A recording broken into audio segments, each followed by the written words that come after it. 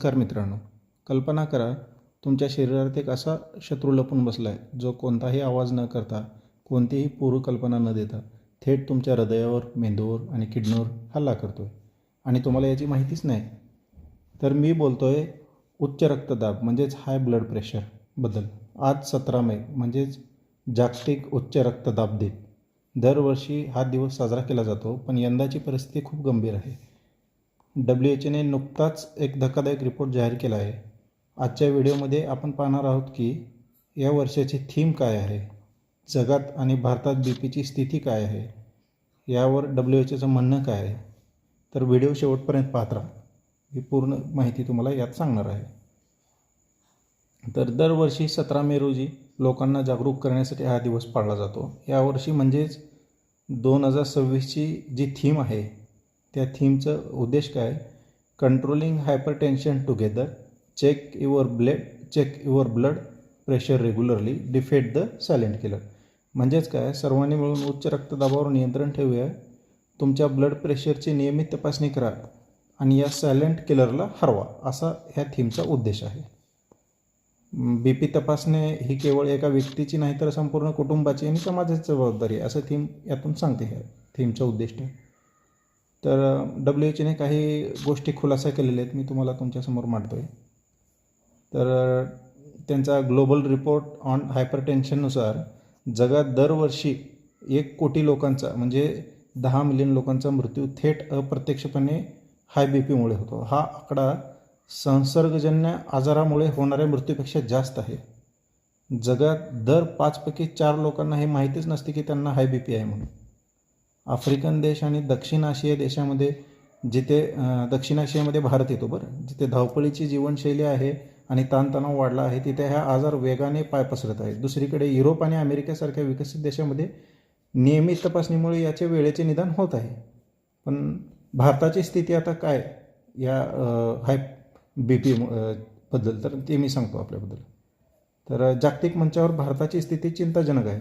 भारतात सध्या 28.9 प्रौढ नागरिक हाय BPने ग्रस्त आहेत. म्हणजे बघा, 3 ते 4 व्यक्तीमागे एकाला BPचा त्रास आहे. पण सर्वात मोठी भीती कुठे आहे माहिती आहे? फक्त 36% भारतीयांना माहिती आहे की मला BP आहे. उर्वरित लोकांना कोणत्याही तपासणीशिवाय माहीतच नाही त्यांना BP आहे. त्या कारणानं त्यांना हार्ट अटॅक, ब्रेन स्ट्रोक येण्याचे प्रमाण वाढत आहेत.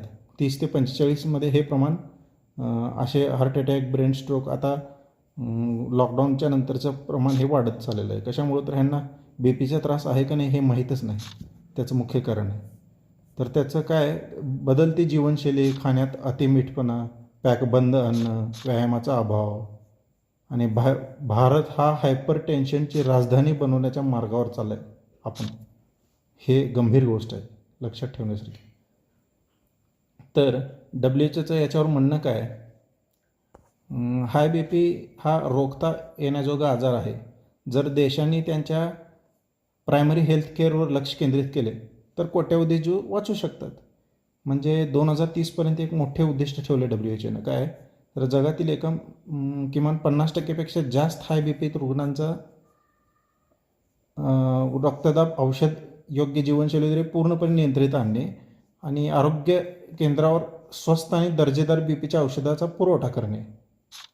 जर टार्गेट साध्य झाले तर 2023 ते 30च्या दरम्यान 7 कोटी लोकांचे प्राण वाचू शकतात. मोठी गोष्ट आहे. WHO टार्गेट पण चांगलं आहे. अचीव झालं तर सगळ्यांचाच जगामध्ये फायदा याचा. तर बघा मित्रांनो, ही आकडेवारी खरोखरच डोळे उघडणारी आहे. हाय BP फक्त म्हातारपणाचा आजार राहिलेला नाही, तो आपल्या घरात आणि आपल्या तरुणांमध्ये शिरला आहे.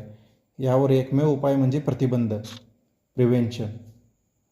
तर याला उपाय म्हणून काय, तुम्ही आहाराकडे लक्ष द्या. पालेभाज्या, फळं ह्या गोष्टी खा. तुम्ही ज्वारीच्या भाकरी खा. जंक फूडवर मात करा आणि आहारामध्ये मीठचं प्रमाण कमी वापरा आणि योगा करा. 30 मिनिटे चाला रोज.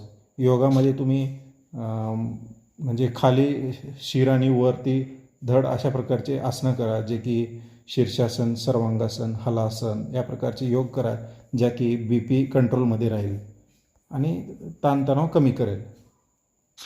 तर ही माहिती कशी वाटली हे आम्हाला कमेंट करून नक्की सांगा. आणि व्हिडिओ तुमच्या कुटुंबाशी आणि मित्राशी शेअर करायला विसरू नका, कारण जागरूकतेमुळे कोणाचा तरी जीव वाचू शकतो. चॅनलला सबस्क्राईब नक्की करा. थँक्यू.